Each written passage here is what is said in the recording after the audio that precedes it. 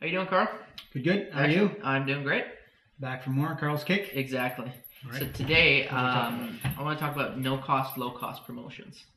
So if you can help us out with that.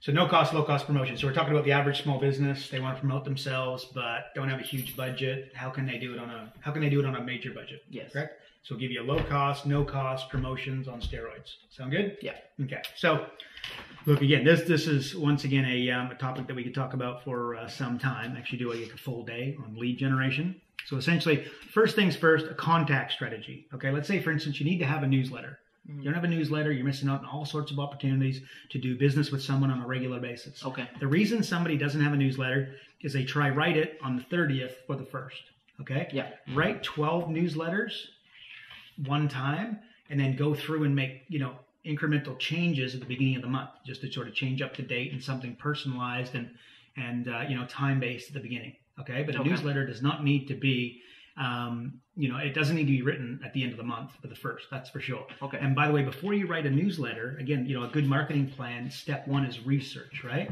Well, before you're a life coach, for instance, before you go, Anthony Robbins has a monthly newsletter, right? Yeah. Well, do you think it's not a bad idea before you go write your newsletter to be staring at 25 of Anthony Robbins' newsletters? It's not bad. Would be a good start. Yeah. And you don't go and copy it. I mean, that's not what it's about. You go through and have a look at how does he lay it out? What's the styles? Does he use headlines? What sort of headlines? What does he promote? What are his offers? And then you leverage off of that. Right? Yeah. Makes sense. So newsletter for sure. A lunch and learn. Educated people buy more. Okay, so you can put together a lunch and learn, and you don't need to have 700 people roll up. 3 people can create a sale. 10 people can be sensational. So create a bit of a script. And by the way, a lot of people get freaked out by public speaking. Okay, yeah. But guess what? You want to, there's a story out there that, somebody did a survey and they found that people, like the world's number one fear was public speaking over dying. Right? So that means if you went to the funeral, you'd rather be dead than doing the eulogy. You know what I mean? Yeah. How retarded is that when you Exactly. really break it down? Yeah. But the bottom line is, if you want to break through these barriers, the same wall that protects you stops you, Yeah. right? So go out there and sort of push the envelope, get in front of an audience. And maybe you don't, right? But that's just an example of something you can do. Those educated people, they will pay more and buy more from you. They will pay, stay, and refer.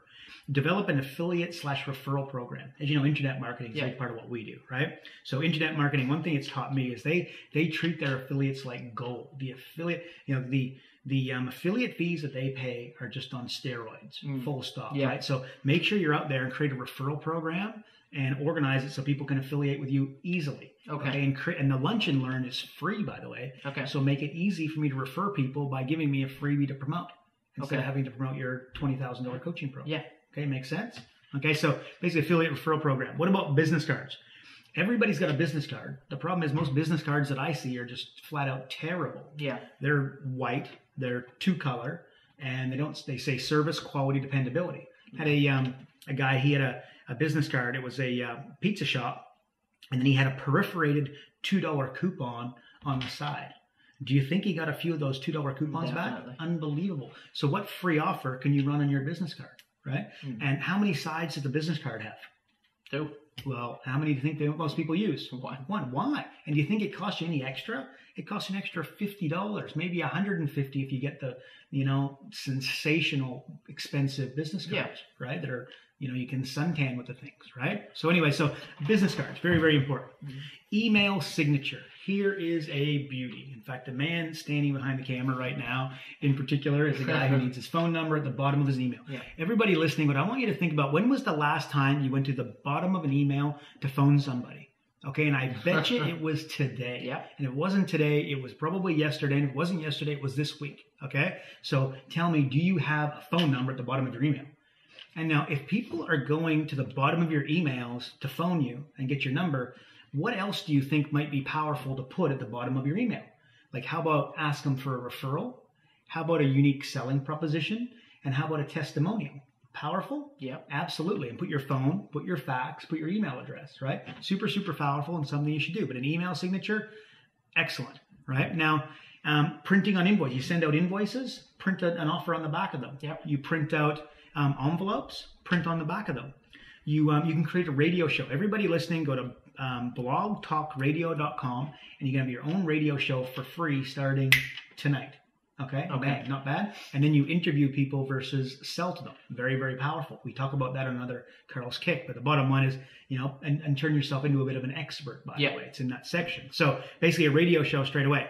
Train your staff. Okay. Most people, again, they go, I don't want to teach them too much because they might leave and become a competition, right? Yeah. Just trust me on this one. You make a 20 to 200% yield on every dollar you spend on training. Get out there, spend some dough on it. Develop scripts. If you don't have scripts for your company, you're amateur hour on parade. Okay, end of story. And that depends. I don't care how good of a salesperson you are, right? How much personality you want to bring into it. You need to script this stuff. Okay, so script it and then tweak it. But don't kid yourself. You can't just sort of go and play it by ear because you're so good. Yeah. Right? Create a script, and then all of a sudden, if you're such a good salesperson, you're going to be like a hawk of the nighttime, basically looking around, going, okay, well, he's fidgety, he's leaning forward, he's interested. It's time to go in for the close, what have you. But basically, train your staff is something you absolutely have to do. And develop the scripts, and then train your staff with them. Okay. Right? So, but develop scripts. It's very easy. There's a top performer in your company, and it might be you, and it might be one of your staff members. Just get a little, recording device that slips in their pocket, and every time they talk to a client, it gets recorded. It's voice activated. They bring it back to the office. They hand it to your 16-year-old staff member. She charges $10 an hour. You've now got a transcription of your high performers, sales process and his close.